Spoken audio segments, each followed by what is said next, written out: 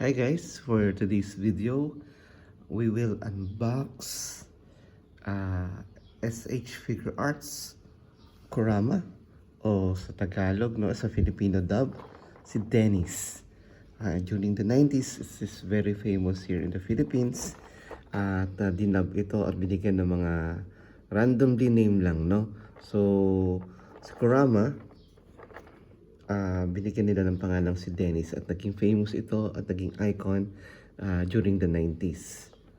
Okay, so let's take a look at the box. Okay, so here's the Bandai logo. That's what we have here. The side. Okay, so ito yung mga ilang artwork sa likod. Sige, alright, buksan natin. Buksan natin siya. So let's use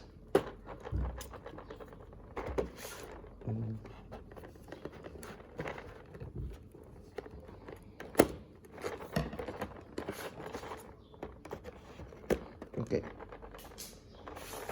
Buksan natin.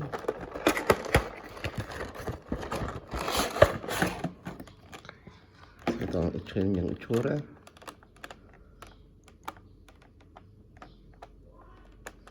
So, meron siyang 1, 2, 3, 4 pair of hands.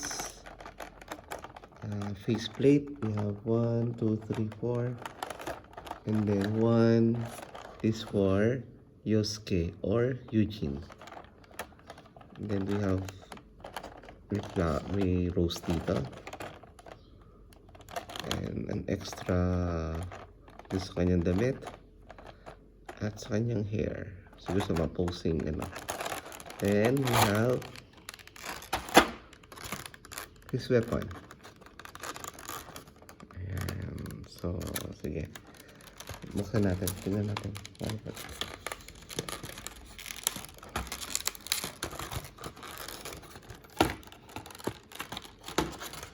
See the one and what's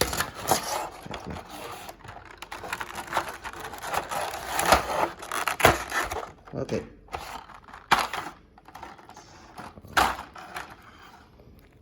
Here is Kurama. Grabe, ang ganda ng magkagawa.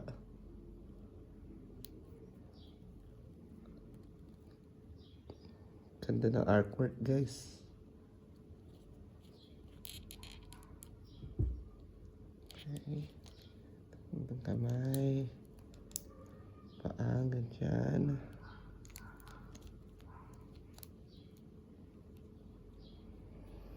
So, amazing, no? Ang galing.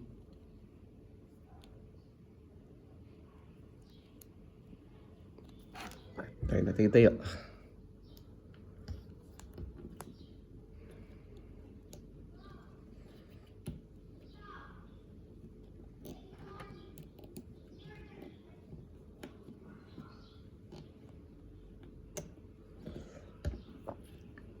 Okay. Then, tingnan natin yung this one.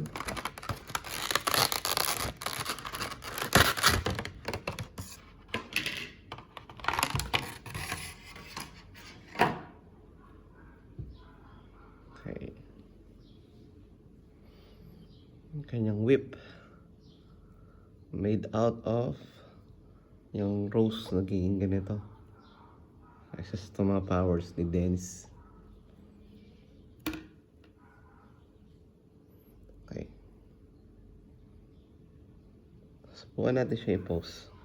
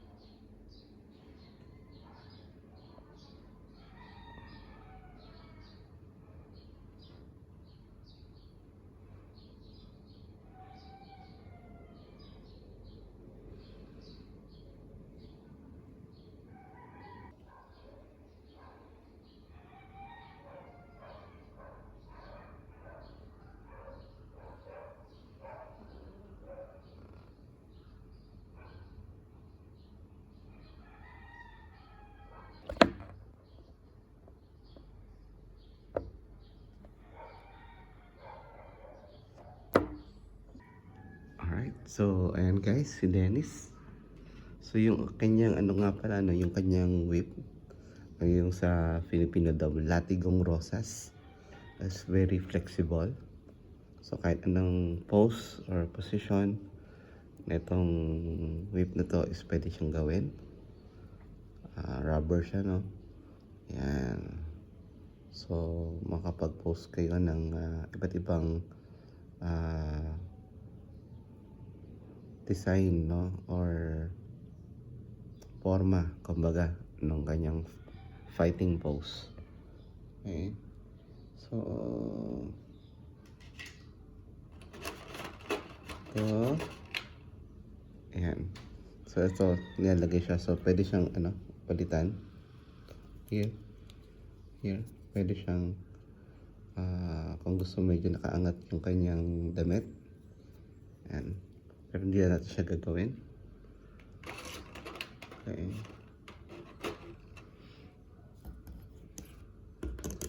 Tignan natin siya ulit. Okay.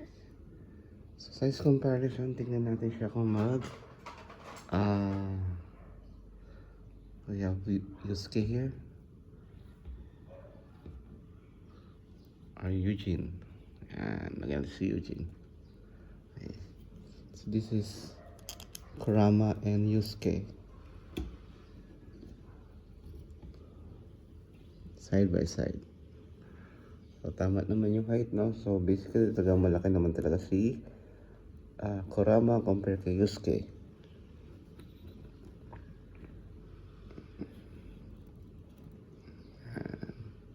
So, ang galing magkakagawa nila ng size para compatible sila na i-pose.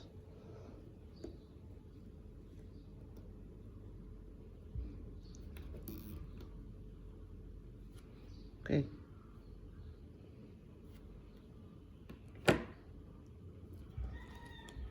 Tingnan natin siya ulit na malapitan.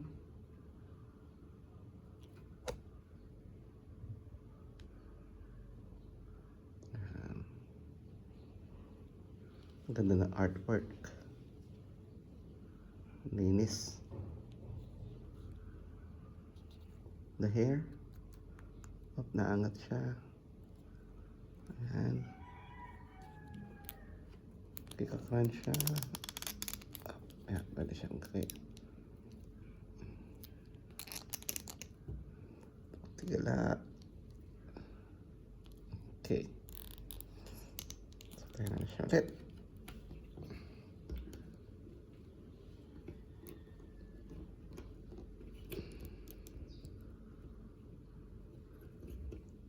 Okay.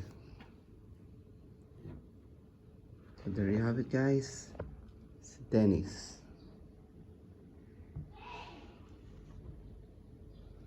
Ito na mga batang 90s noon. Okay, so hanggang dito na lang muna tayo ulit. Hanggang sa susunod nating unboxing. Salamat!